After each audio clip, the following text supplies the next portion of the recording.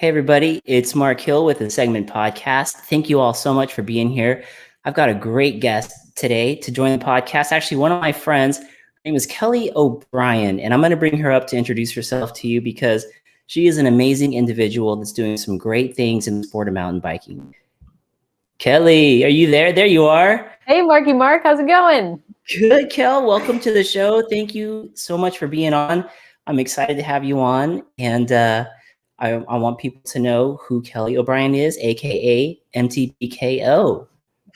Well, thank you. I really appreciate being here. And as far as myself goes, I'm Kelly Obrien, so MTBKO, that's where I got it from. Never really realized so many people would be calling me that, once I named myself it on Instagram, since I made myself a separate mountain bike riding Instagram, and then realized that everything I post is mountain bike riding. So I probably just should have changed my name.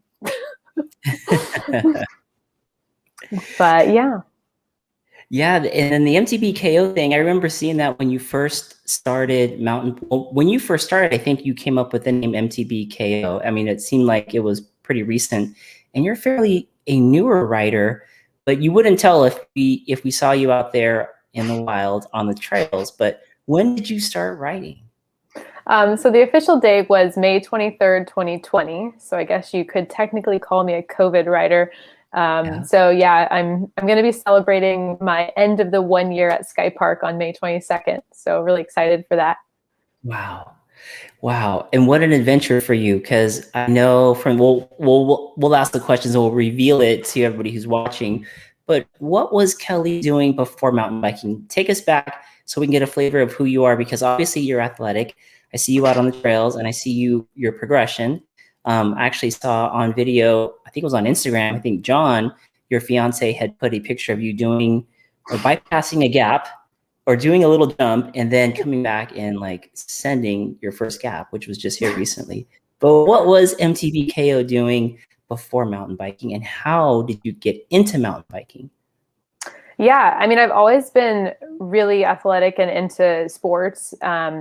I grew up in San Diego, so I did do a little dabbling with like motocross when I was younger, just going to the desert and riding bikes. I always thought it was really fun and cool. So did that and had done a lot of sports like volleyball and other things when I was younger.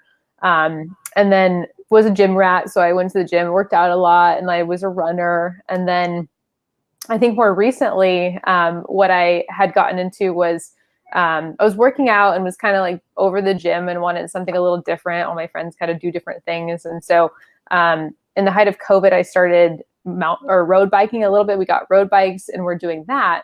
And I thought it was really good exercise, but I, to be honest, was a little bit bored because I actually really like thrilling hobbies. So I actually like skydiving and like extreme stuff.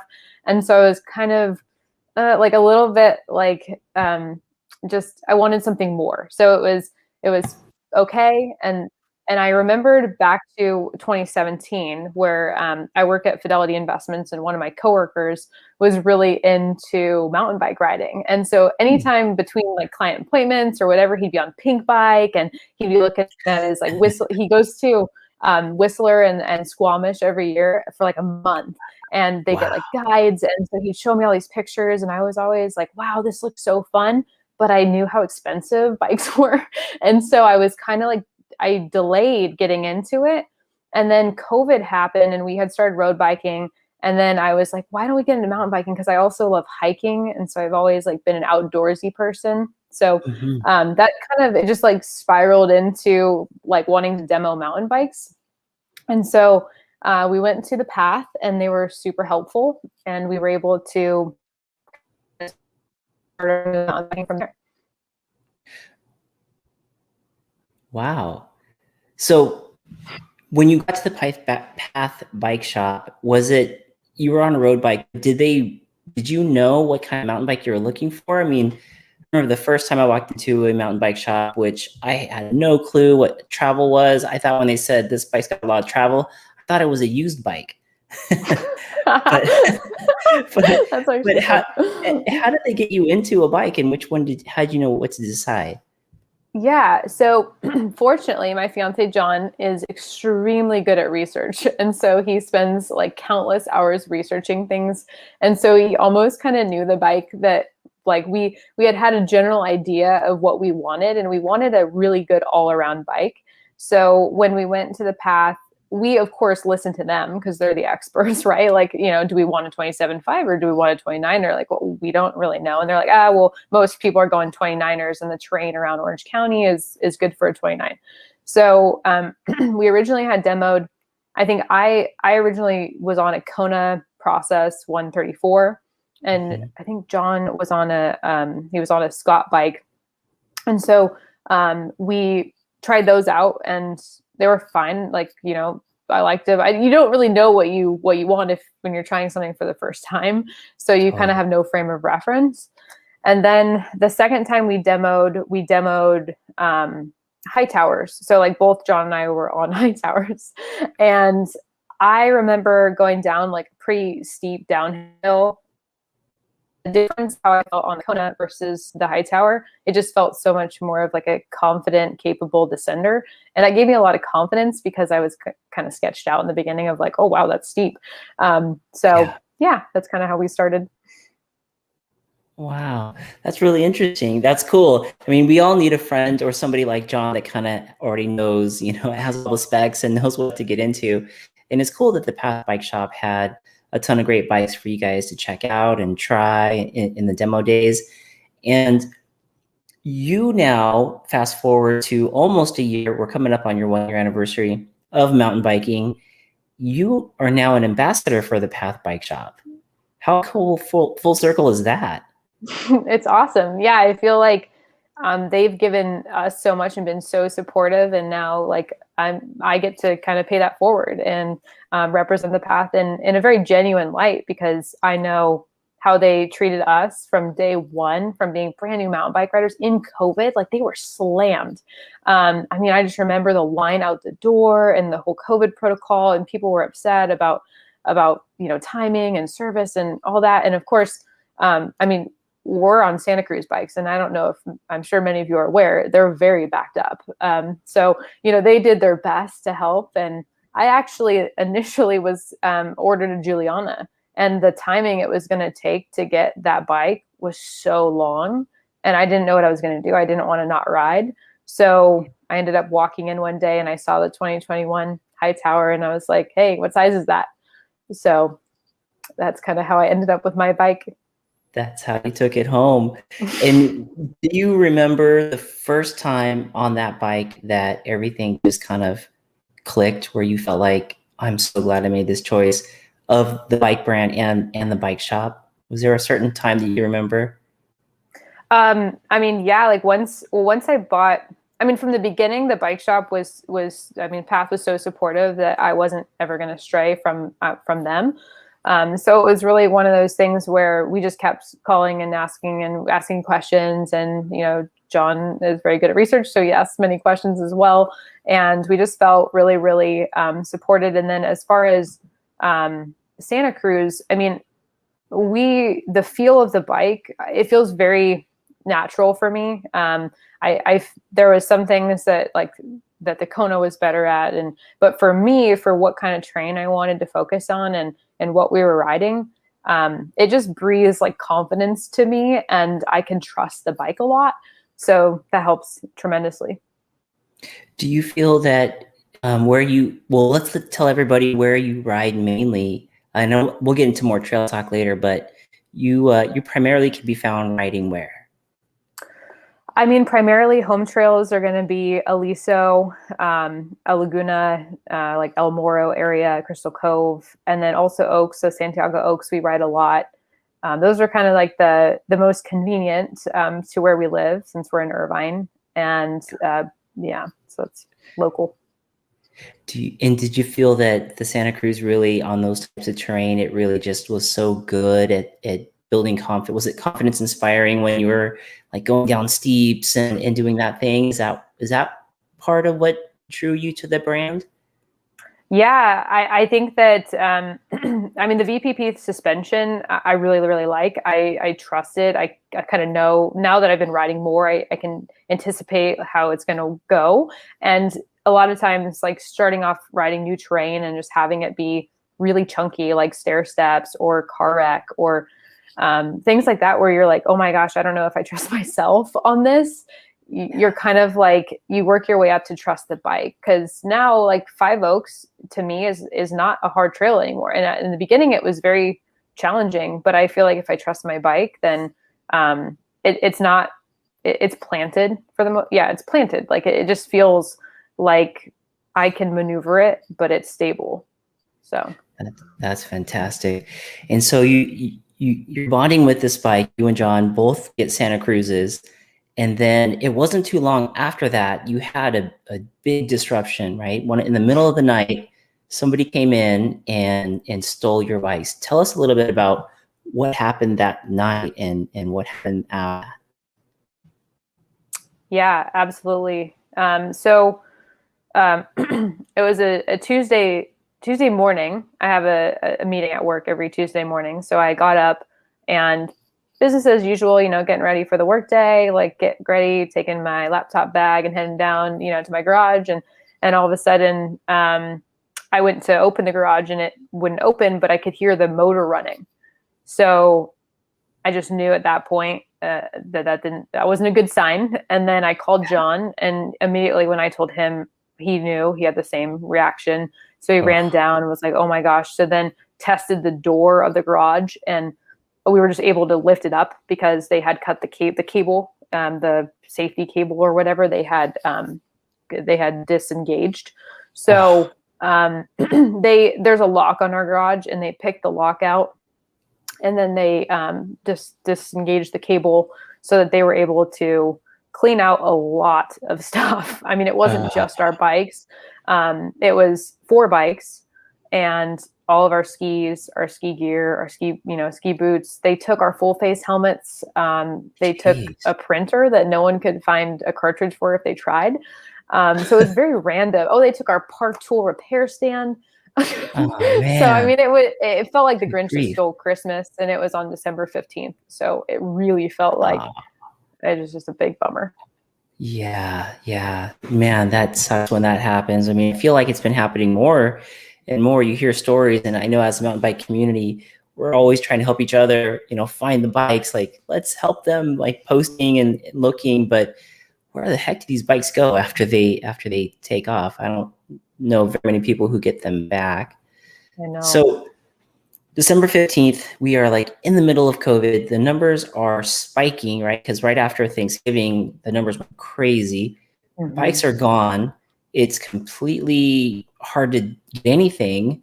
How did you guys end up back on bikes? And how did you not just give up on the whole mountain bike sport? Like, geez, this was a rough go. It's like after 2 injuries and then the having them stolen, we're like, oh my gosh, what does the universe not want us to mountain bike? Like, what's going on here? So I mean, after that happened, the mountain biking community is fantastic, like phenomenal. All the posting, thank you all for even recently, like someone saw a post and recently reached out to me. It's like, how do you remember? Like they're still even months later, like watching out for us, which is so amazing. Wow. I like owe you all the world for what you do and how you support each other. It's amazing.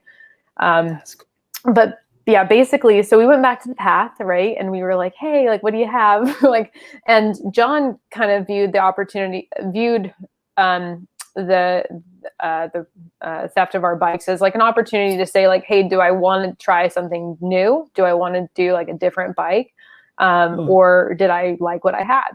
And so I had been in love with my bike. So I really wasn't looking for a new one. And John was kind of like, oh, maybe I'll test a few things. But he did kind of ride around a couple, like a Pivot and some different types of bikes, and then came back to the Hightower. So we both were able to miraculously find Hightowers again.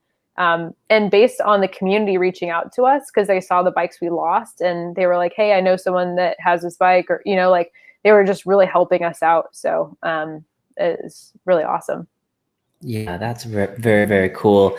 Yeah, I remember talking to you about that story and how great it was that people were helping you look for bikes. And that's how I first knew about you and John, is because the Trail Dogs had reposted that and I saw it and then I reposted it as well. And then I kind of looked back up the stream of the posts and saw that you guys had just come off of some injuries, not in the too distant past. And then that happened. So it was kind of like, wow, what in the world? That's crazy. But to go through that start and then to not even be a year into mountain biking, and then now you're an ambassador, a positive ambassador for a very cool bike shop like the Path Bike Shop, is incredible. It's awesome. Tell us a little bit about how the ambassadorship started at the bike path, and what are some of your responsibilities there with the bike path, or what are your maybe some of the goals that you have that you want to impact the community with? Yeah, for sure. So the ambassadorship started. There's Val and Tori that work for the Path, and I also know Tawny and many other people. But I think they reached out to me and asked me if I would be if I would be open to being an ambassador and what that looked like, and so I was so down. I mean, I think just being a female in mountain bike riding is we are not equal with men yet, but trending in the right direction. So I think as far as like the numbers and the percentages go, I really wanted to represent and be an advocate for women. And also, just support a bike shop that is amazing and supports the Orange County community in so many ways. So I was all for it. In terms of like what my responsibilities are, I serve as a, just being a positive representation of the Path. So really making sure like I, set a good example. I'm like a leader in the community for the Path and bike riding. So on the trails, making sure that I, with etiquette and helping set an example for what that looks like. Just help the community in general, and then posting stuff that inspires people and highlights the Path in terms of the products that they offer, the services, and just how they help everyone out like they helped us. Yeah, that's cool. They have such a great name. And I know some of the other fellow ambassadors that represent the Path. I know MTB Allen is also on that list. So you're in great company there. And I actually have a testimony. I was with you and John at Sky Park, and we have a guest here in the audience, Debbie, who was just really talking about like, hey, I'm always looking for other girls to ride with. And it seems to be that's one of those things where girl mountain bikers like to feel comfortable riding with some of the other fellow girl mountain bikers. And you jumped in so quick, and we're talking about like people to ride with. Tell us a little bit about what that conversation was like. Yeah, absolutely. So hi, Debbie. So glad you're joining. Great to see you. It was actually Debbie's birthday that day at Sky Park. So hope you had a fantastic birthday. Yeah, I mean, just in terms of that conversation is, there are a lot of women out there that are amazing riders and just amazing people. Like, whether the skill level, whatever it is, there's so many women of all walks of life, whether they're mothers, whether they're sisters, grandparents, they're married, they're single, whatever, everyone, in terms of that. So it's really amazing to be able to partner with women in different ways. So we actually a group of mine, we have a skills night during the week, as well as like a girls riding night. So both like John has his riding night with a guy with his guy friends during the weekend. And then I have opportunities to hang out with my girlfriends. And, it is something where I'd love to even make that more, to expand on that more for the women in mountain biking community, and just give kind of an ongoing like weekly thing that women can join and feel like they're supported in that regard. Yeah, that's great. That's great. And you now have a platform with the Path Bike Shop to do that, or on your own through the MTB KO on Instagram. And you're so passionate about it. Watching you talk with Debbie at Sky Park, I was just like, I'm going to leave you guys here to organize and chat and do your thing. John and I will go get a lap in real quick. But it's cool to see that was like a natural, genuine, response. You jumped right in. You wanted to help a fellow mountain biker out, Debbie, who was looking for other people to ride with, and you were trying to connect dots, which was really cool. I do want to say, so I think I was talking with you about it. You had mentioned something, and I started thinking, how do you deal with this? And I guess it's more about breaking stereotypes. So looking at pictures of you, sometimes people can see you without the mountain bike and all the gear on, and they could be like, wow, she's really girly. I'm assuming what they mean by that is that she's, really pretty, really, really girly in that sense. But then you throw on the full face, the pads, and you're setting gaps and you're doing everything else. Talk about, is that a stereotype that you're breaking down, or how do you deal with that? How she looks really girly when they don't even know that you're a mountain biker. Yeah, I think that people know me in different environments, whether it's like work or, where I'm wearing a suit or dress and heels every day and jewelry. And definitely that is part of my identity too. Like, I like getting dressed up. I like being girly. I like getting my nails done. I like doing things like that. And so it's just something myself likes. It's not every woman. And I'm trying to speak on behalf of every woman on here at all. I think that it's something where, yeah, it does shock people. So I often get some, like girls that just know me from mountain bike riding. They often will mention, oh, like I'll show them a picture and they'll be like, wow, you're so girly, you're wearing a dress, or, and so on the trails, I guess I'm not exuding that necessarily, because the way I ride or the way I approach mountain biking, and maybe a more of an aggressive sense or whatever that is. So I think sometimes I can feel like a little bit of a dual persona in that regard. So I think that there's girls that are super girly that shred, and yeah. And then there's some that just, they don't want to wear a dress. They don't want to wear heels, and that's totally fine. Like either one is excellent. It's just who you are. And I think that, yeah, you don't want to lose sight of that just because you're a mountain bike rider, right? You don't need to be always like badass in a, full face helmet. You can also, be feminine and wear whatever you want. So. Yeah, that's very cool. Breaking down stereotypes. It's okay to just come to the table as you are and jump on the mountain bike and go have a blast with all of us and the mountain bike community like you do, which is great. I love that. I love that. I just wondered if that was something that you felt or talked about or had to overcome. But it sounds like you've got like just a really good sense about, hey, this is me. This is for me. This is how I do it. And then, oh yeah, by the way, I mountain bike. So it's cool. It's cool if you're like me too. It's cool if you don't want to be. But I think that's to your point there, Mark, I think that in the beginning, when I first started mountain bike riding, I didn't have any mountain bike gear. So it was pretty comical. I was wearing like yoga pants and tennis shoes and a tank top and whatever. So I didn't have mountain bike attire. And I remember going to the path and being like, hey, what do you guys have for women? And it was like, not very many options.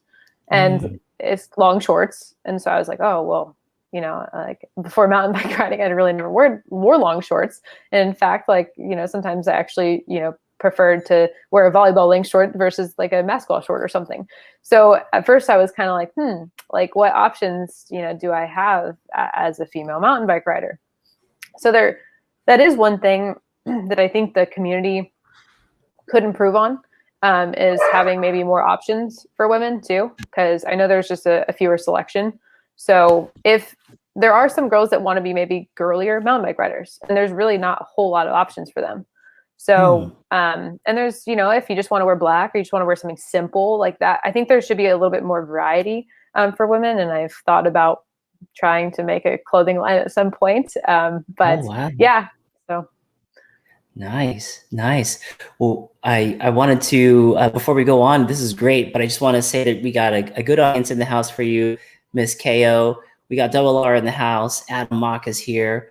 Griffin Vu MTB is in here. Bike Rider is in the house. They say KO is in the house. Adam Mock actually says, hey, John is a hunk. So Debbie is here, the birthday girl from Sky Park. She says girls in the house. Ian Kelly, who you just rode with, at a undisclosed location, says Kelly's Rips. First gap, jump in the books. Trail Dogs are in the house. Scott H is here. We got another one here. Brendan Trussell says Kelly Rips Brandon. everywhere. Hi, Brandon. Especially Sky Park. So yeah, you have it. Oh, you got a famous YouTuber in the house. I see them going back and forth. Colorado Kid says, "What's up, everybody?" He's here. Bike Rider app. Yeah, the Bike Rider app is actually going to be something that could be a helpful tool for you in the future. These guys are launching an app coming out June 1st, and you can organize group rides on that. So that could be something that could be very helpful for what you're trying to do there for women in MTB. Adam agrees with you. I honestly wish the colorways in MTB were more gender neutral. I love my pinks and purples, he says. I want more pinks and purples. So I think we could come together, Adam. Yeah, there you go. Double R says the Path is hands down the best all around MTB shop in SoCal. Most knowledgeable and friendly staff. There you go. There's testimony right there. Testimony right there. So speaking of the whole girly thing, and I wanted to get into an aspect you want to talk about with confidence. And you hadn't always been, this confident girly girl. Take us back a little bit and tell us about some of the struggle you had, as some teenagers have, when it comes to complexion. For sure. That's a really great way to phrase that. So I recently shared a personal story of mine on National Suicide Prevention Day about when I was a teenager. I was going through several things kind of on top of each other. My parents were going through a divorce. And at the same time, I got really bad hormonal cystic acne. And so as a woman in high school, or as a girl in high school, image is really important for some reason. I don't know why, but just in high school, what you wear and what you look like, it seems to be like there's a lot of emphasis on it.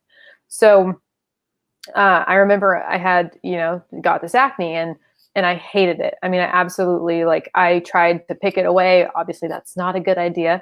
That's how I have scars. But yeah, so I would actually go to school and wear a hood. So I would cover my face with a hood. And I just lost a lot of confidence. I remember just the difference between who I felt like I was and who I was before that acne and then during. I lost myself and I got so depressed that I would come home from school and just sleep for hours and then do all my homework in the wee hours of the night. And so my schedule was all messed up. I distanced myself from all my friends. I felt like everyone that was looking at me, they were just looking at my acne. They weren't actually seeing Kelly. They weren't seeing me.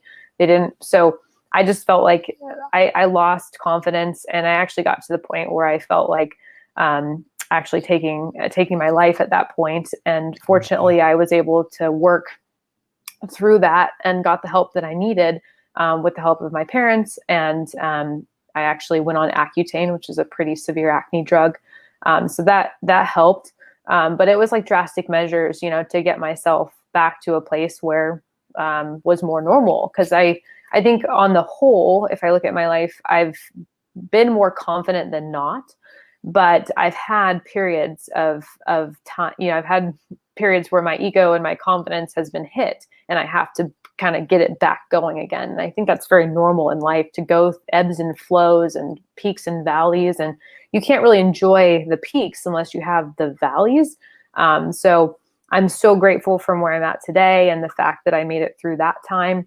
And I mean, in terms of confidence, even more recently, during the pandemic, I took on a promotion and was in a more a challenging role where I had been in a role that I was really good at, and I took that risk, and I took the leap of faith to say hey, I'm confident in myself for doing this. And then it was pretty challenging, and I was going through some kind of working out some kinks in it, and that's kind of where about the same time I found mountain biking, and that actually pulled me out of a slump. I went into more of a sales role. And it pulled me out of a slump because, as many people know, if you're in sales or people in sales, it's a lot of confidence. It's a lot of people, they can feel if you don't have self-esteem and you have self-doubt, and that doesn't bode well for selling something. So I think that it really helped me to find my confidence and and a part of my identity and passion. And so it really fired me up and like lit a fire inside of me that where mountain biking, you know, is meaningful in different ways to different people. I think it really, really like helped me to get through that period of a slump in my confidence. Oh, wow. That's so great. Kelly, thank you for sharing that with everybody. Adam Mock actually has something to say. He says, glad you're here and being so open about challenges that so many people struggle with. And those beautifully said, you know, we all have these peaks and troughs, and in order to enjoy the peaks, we have to go through these valleys. But the most important thing is to try to stick it out so that we can get back to that peak and enjoy that peak again. And it's cool that you found mountain biking and that it lit something under you to help inspire confidence. What was it about the mountain biking that really got you going as far as getting that confidence back? Was there something specific about the sport? Yeah, there's something about it paralleled my life, right? Because it was like, okay, I'm in this new role and I'm doing these new things that I have, you know, not done in the past or not been good at. And I kind of went from like that, you know, that like big bad middle schooler where like I was, you know, kind of king of the world, and then obviously to like that freshman level. And so I had to kind of like build myself up and work myself up again. And with mountain biking, same thing, right? You start doing new features, you start trails, and you come up to things and you're like, I don't know if I got that. And people are like, oh yeah, you got that. Or, you know, you're like, oh, you're kind of, it's like all these obstacles that are actually like real life obstacles, where in my work life, and that was something that I was also going through. So it started building confidence like when I actually was able to do things, right? So like I remember the first time that I did Chutes Ridgeline. There were all these guys up at the top, and there's John at the bottom. Like, oh, you got this. And I'm just like, I don't like doing new features in front of crowds because I'm not really trying to fall in front of everyone, I guess. And I shouldn't be thinking about it that way. But I'm like, yeah, like, and people are like, take the left line, take the center, take the right line. And I'm like, oh, you guys are confusing me. Like, I don't know which way to go. And so then I eventually just committed and went down the center. And when I did it, like the whole like crowd cheered. And like something about that was just so empowering, where I'm like, okay, like I can do this. Like, you know, that just that moment alone was so pivotal, where I was like, okay, like I need to treat other, you know, features like that. And I guess I had said no to shoot. Actually, I tried to attempt it as soon as I can, because it was kind of like the only way to get down that trail. So I was kind of like, gotta do this. And I was watching videos of like the path, like helping people and group rides and people helping people down it. And I'm like, yeah, I think I got this. Like, you know, you're kind of watching it. So I mean, I think that just coming up to features and saying, like, I'm going to tackle you, whether it's today or it's down the road, like I'm coming back for you, and not walking away and feeling like it's not defeat. It's none of this is ever defeat. I think like people can beat themselves up, but it can be like, you know, I can say not today, but that's not forever. Like I'll look at something and be like, I have you in the back of my head. Like I'm coming back to that. Yeah. So I love that. I mean, like you said, there's so many parallels. Before I say MTB DH says, you, Kelly, in the show. It's the Kelly show. Thanks for listening. Thanks for being on MTB DH. But yeah, like you said, that there are parallels to life. And I feel like, and I'm similar to you in the sense that I feel that mountain biking can teach so much about ourselves. And just the simple fact of overcoming an obstacle, whether it's tomorrow, next week, next month, or next year, it's never a failure. It's always something that you're working up to, just like in life. You know, you want to get to that next level. It may not happen right now. It may not happen tomorrow, but you're constantly working on it. And eventually it'll be something that will come so easy to you that you'll already have a new goal in mind, you know, and it just continues to stack and stack and stack. And that's the progression of mountain biking and of life. Which I totally love what you said about that, because I can feel it exactly like you said it. So with that being said, Kelly, as far as any more about Miss Kelly, is there anything you want to add to it before we go over to the trail talk side?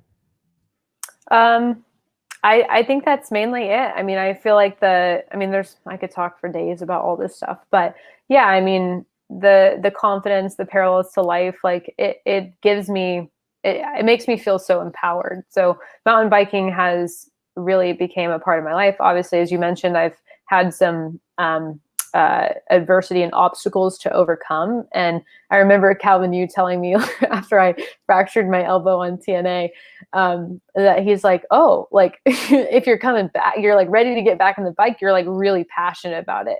Because like that first injury or that first like big crash, or, you know, and there's different crashes too at different levels that can affect you. But he's like, I can tell you really love it because, you know, you're not letting that deter you, or having your bike stolen, or, you know, so Right. I'm here to stay. Right.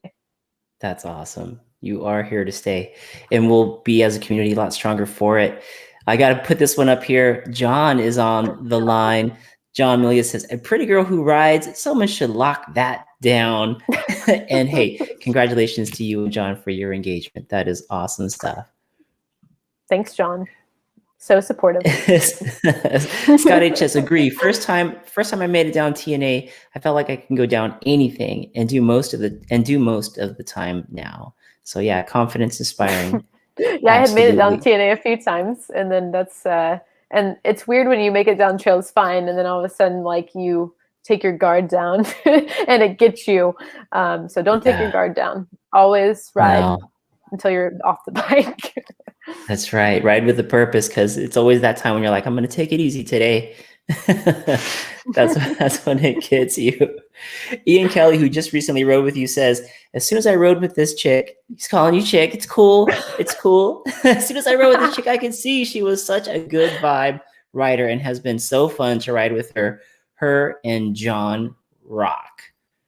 That's awesome. That's awesome. So going into the trail talk portion of the show, Kelly, where can we find you and John mainly? And where do you guys, what do you prefer to ride? Which trails are your favorite? Yeah, I mean, so we do, I'm sort of the trail explorer. I wish my name rhymed with Dora, but it doesn't. So I like doing trails over and over again, obviously, to get better at them. So that's really important to kind of work on those trails. But I also like checking out new spots a lot. So when I hear of friends riding places, or I see videos, I'm like, where's that? I want to go. Or, you know, I just stay kind of connected with seeing what else is out there, and whether it's local. But I mean, our favorite trails. So I think we both, John and I, collectively made a top 5 list.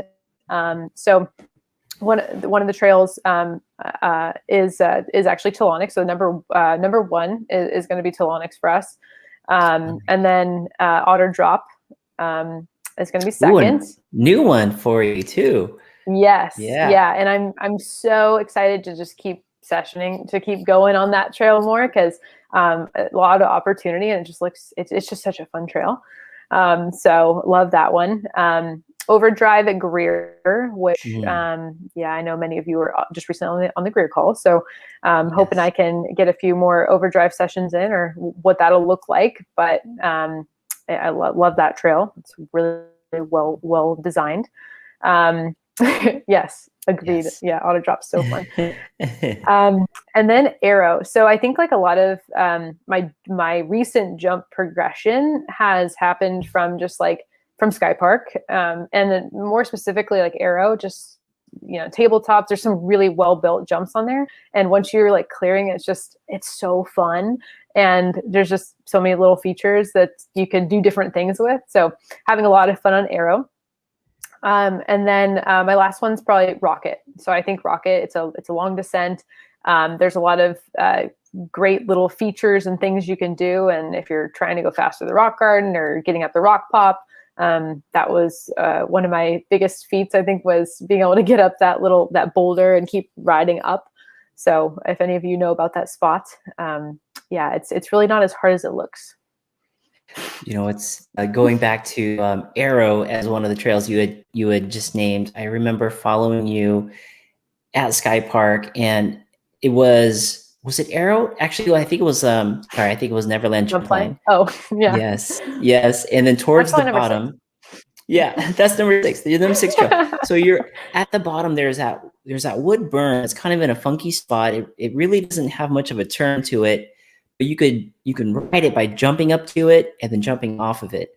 And I hadn't really gotten the nerve to just hit that. I usually just bypass it because it gives me a good line to that tabletop, that next tabletop. If you guys know, if you've been on Jump Line, and I was following you, and you and Joey Yates, my buddy Joey Yates, had the same color jersey, the black and white. And I was looking down, and I see a periphery of black and white, and I see somebody jump up to the top of the berm and huck off the top of that wood berm.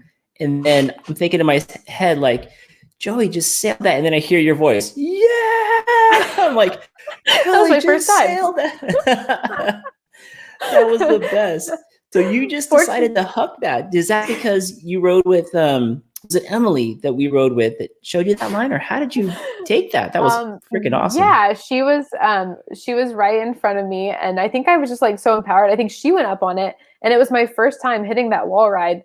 And I've, for many of you, that have known or followed my journey, I've had a little bit of trouble with wall rides because I initially like slid down one. I've slid down several over time. And so I tend to avoid them, which I need to just face my fear. So on that day, I was like, I'm going to hit that wall ride. Like we were doing some just laps on Jump Line. And then with you and Joey following me, I felt like I just had the speed for sure. So I was like, oh, I'll just pop up on this and like fly off. And so, and even Joey was like, I didn't even think you were going to hit it. And obviously you just like went up. And yeah, it was really, really fun. It felt very empowering, especially like going to summit season where I really want to hit some of those wall rides on West Ridge. So yeah, looking forward to it. Yeah, that's coming up soon. We're in the month of it. We're getting very, very close for summertime. And I've never been. I'm a COVID rider, so I've never been to Summit. So I'm looking forward to just checking it out. Probably burning up my brake pads the whole time I'm there, but hey. No brakes. Yeah, exactly. I'm working on that part.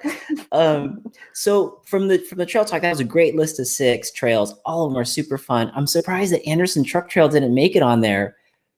It's in there. So maybe, I mean, it's definitely in my top 10. So like when we're down in San Diego, the reason why we go to San Diego fairly often is because my dad actually lives in Alpine, which is really close to Anderson. So when we go down, we're like, yeah, we're bringing the bikes, and we go and hit the trails, and that is a fun place. Like the trail builders there are amazing. And we know some of them. So yeah, it's a really excellent spot. And then I've been finding new things, just like new trails that have been built there. So plus it's a techie long climb, but it's overlooking like a beautiful reservoir. So it's just a beautiful spot. And I was so glad to be able to show you and Steve Caballero and Don Zabo and the whole crew that recently. So glad we could. That was such a great day. The squad was like, we got to get back there. That was awesome. You have all the Spicolis and then the jump lines and everything. Just going back out to the cars is that long descent that it's an up and back, but that's a lot of fun. And one of the trail builders was actually behind me on the way down. It was calling out all the features. So I felt very special that I got the heads up on some of those things. But hey, let's move over spotlights. Now we're already moving through the time slot. I can't believe it. So product spotlight or sponsorship. Miss MTB KO, are there any new products that you would like to spot or sponsors that you would like to shout out to? I mean, so obviously the Path for all their support, and they provide, they're a dealer for so many different types of bikes as well as product lines. That's always where I buy everything. So when I need something, I go in there. And Santa Cruz, I mean, both of us ride high towers. So I feel like that's been something that we love the brand. We love what they stand for in the service and everything that comes with that. So as far as like, we have both John and I ride a lot, we have Tasco gear. So, the Path also has Tasco. So I ride a lot of that. And then, I mean, there's plenty of amazing things just in there. And so, yeah, check it out. Yeah. Path Bike Shop, folks. And can you order Path Bike Shop online? Can you get the Path stuff online? Like, order it Yeah, from, like, if you live away? yeah, they have an online, so you can go to path.com and order from them for sure. Nice. There you go. Hey, Scott H looks like he just got a pair of Tasco mustard shorts. Those are the new ones that Tasco just dropped. So yeah, they're putting some colors out. They got the purple. John W is also saying, hey, those mustard shorts look sick. Kelly, see what you did with the colors? You're starting on the trend, man. People are gonna Yeah, we want. need more color, not just Yeah. black. Yeah. So as far as influence on you, the next part used to be like, who are your favorite YouTubers? And you can by all means, drop any YouTubers that really inspire you when you watch their videos. But what YouTuber or person of influence has had most impact on you in your mountain biking career so far? Yeah, I guess I can start with the YouTubers, because before we even had bikes, we were YouTubing. That's all. We were just kind of getting acclimated to what's out there and what people are doing when it comes. What is mountain biking? What is MTB? And so we watched a lot of The Outsider, so Tony, and then also MTB Allen. And so both of them, I think together, like, I learned a lot from their videos. I would just, I'd be like, how to corner and put it into the Apple TV and just be like, okay, how do I jump? And so, I mean, YouTube has been so helpful, whether it's, some of these big Global Mountain Bike Network or Jeff Kendall-Weed or Kyle and April. I love their videos. April is actually like, I can message her and she'll message me back. And so I saw her video where she was just so real. This recent past, I think it dropped over the weekend, about her hitting this jump line and clearing this huge gap that she's been hesitating over. And after that, I think it just gave me the empowerment, even though she lives in Idaho and, we don't personally know each other. I messaged her and it's like, you're the reason I tried this gap. Like, seeing you do these things and like be so real, and mountain biking can be emotional. Like, there are times where you're super frustrated, you want to do something so bad and you see other people do it and you just like can't get yourself to be like fully confident and committed to where it'd be safe. So I really like, even though I don't know her personally, like she's someone I look up to as like a woman in the mountain bike community. And then there's real people too, right? Like that I ride with. I think someone that I do idolize and look up to is Jess Gong. I think she's one of the best. I love her style and her flow, and she's just really inspirational as a rider, and she's been riding for a few years. But if I could eventually look like her, that'd be awesome on the trails. So, and then like Deb Kaplan, I ride with her and she's a mountain bike legend. She's actually in that picture. Yeah. Deb's the one that's really flexible. Her knee was hurting her, so she didn't jump that day. But yeah, if any of you know Deb, I mean, she's like friends with Lee Donovan, and you can see there, Jesus's comment, the return of Deb Kaplan. So yes. Yeah, she's really amazing. And then Kat on the right, her attitude, like, she inspires me so much in the fact that like she's never seen something before and she's like, yeah, I'll do it. I'll give it a go. Like, she is so like open-minded and just like, she's always like just a positive, I think, visualizer. She's like, yeah, I'll give it a try. Like, and so, yeah, I really like, and then, yeah, Annie, she's an amazing rider. Love following her. I felt one day I followed her down the luge and was like, that was the most fun I've ever had. She would just jump something and I'd be like, yeah, and I just jump it too. And I was like, this is so fun. I had like the best flow. I was super stoked. And then the Adventure Muse is actually on the left.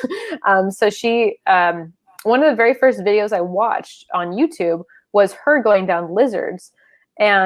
And then John was like, hey, take a look at this woman's video, and he called me over and was like, you should watch this. And I was like, oh, and then he's like, yeah, you should try this trail. Like, and so it inspired me to try lizards. And then, that's also an excellent trail. So, Wow. So many amazing people in my life now. I love the community. That's amazing. What a strong community. And I love how you can bond from afar through, Instagram, through YouTube. We have this access to each other. Whereas if this was 20 years ago, it'd be in a magazine maybe, and then the chances of interacting with that person would be very low. So it's nice now that we can reach out and do those things and have, inspiration we can glean from these people, and vice versa. You're putting that out to other people in the mountain bike community, based on who you are and with your platform, with the path and with your Instagram, which is great. It's just like keeps going and going and going, it's a wonderful thing.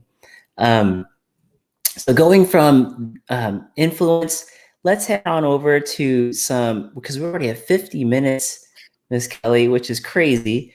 But let's get over into some funny questions. And if anybody at this point in time in the audience has any questions for Kelly, please pop it in there. But the first question, Miss Kelly, is, I always ask all the people this, and it's always a fun answer every single time because I never know which way they're going to go. But is cereal a soup? Why or why not? Is cereal a soup? Yes. It's even funny when you repeat it. I would say it's not, but I guess it could be. I consider cereal its own class. But yeah, I guess now I'm expanding my mental model, I could be like, yeah, you're having like a cocoa soup today, or you're having because soups, they come in many different shapes. True. Yeah, I mean, I guess you're right. The expansion of the mind, it could be either way. There's liquid to it. There's solid to it. Ian Kelly says soup. And then the folks at the Bike Rider app say, don't say soup. Say soup. So it's all over the place, which is great. Okay, more of a bike rider related question. Uphill, Kelly, uphill or downhill? Which one do you prefer, and for what reason? Why? I do it for the downhill. I mean, I think I love downhill because it's what I was looking for. It was like it's that thrill. It's like everything is just going so quick, and you can get that flow, and it's like super fun. I like having going with the gravity, like instead of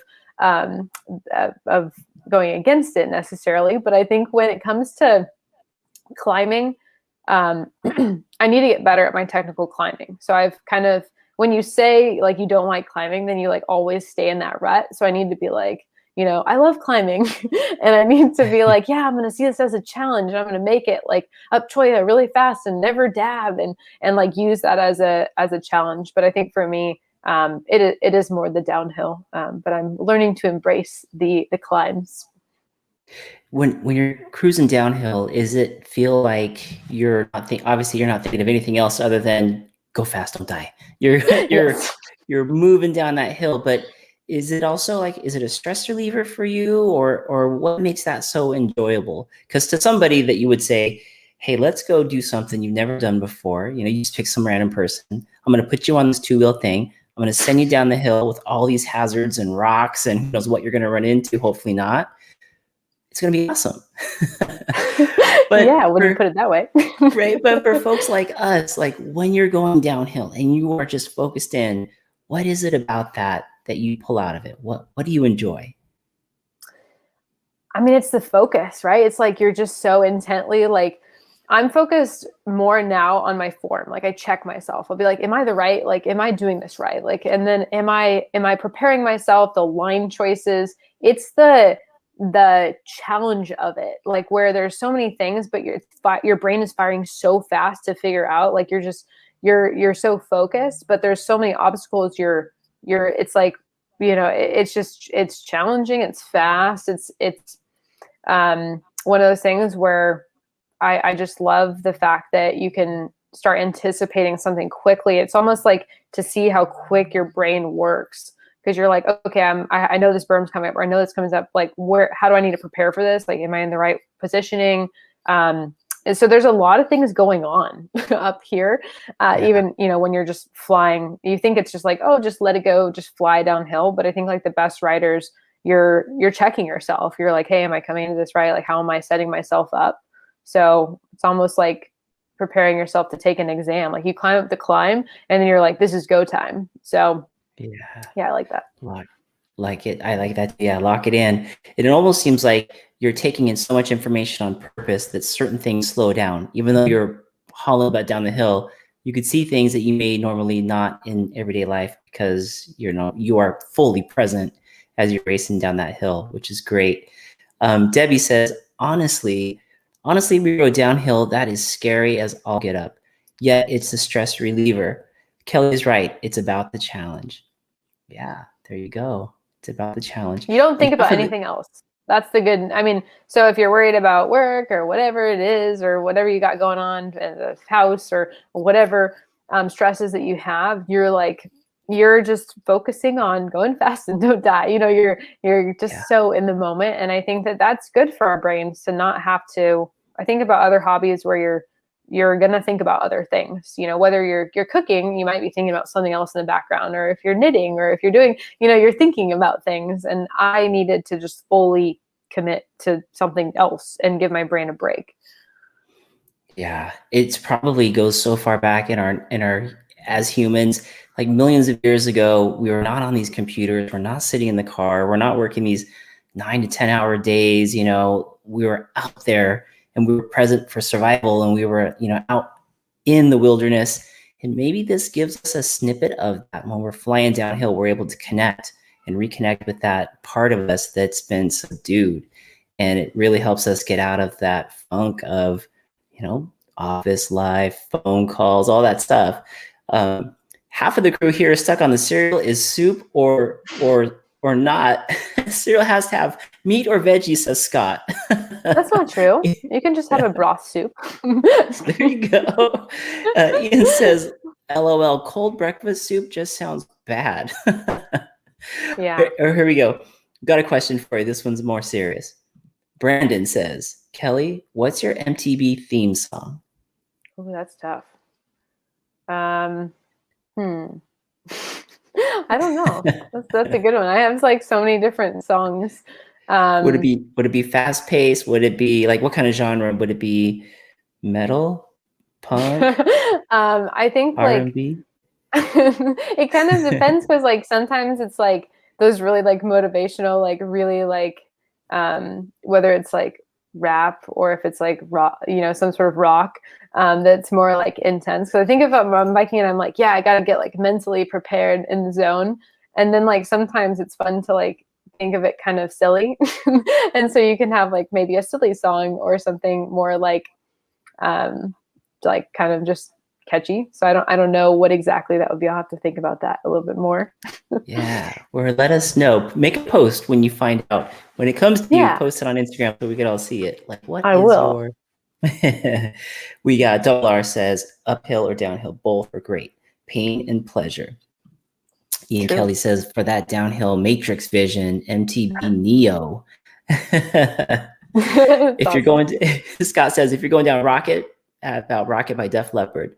That's good. That's a good one. That's very fitting. I'll have to try that. Right. Here's Josh Groban, You Raise Me Up. Is one that he put in. That was actually from Austin. Sorry about that, Austin. So Trail Dogs. So speaking of music, I was just joking around with these guys when I was at Vail, and we were getting ready to drop in on the jump line, and I just jokingly said, "Hey Siri, play Kenny G," and it started to play as it's playing right now in the background, and I was stuck with it all the way down, and I'm trying to get it, but it kind of relaxed me. It was smooth, and then I started thinking fast is smooth and smooth is fast. But that's awesome.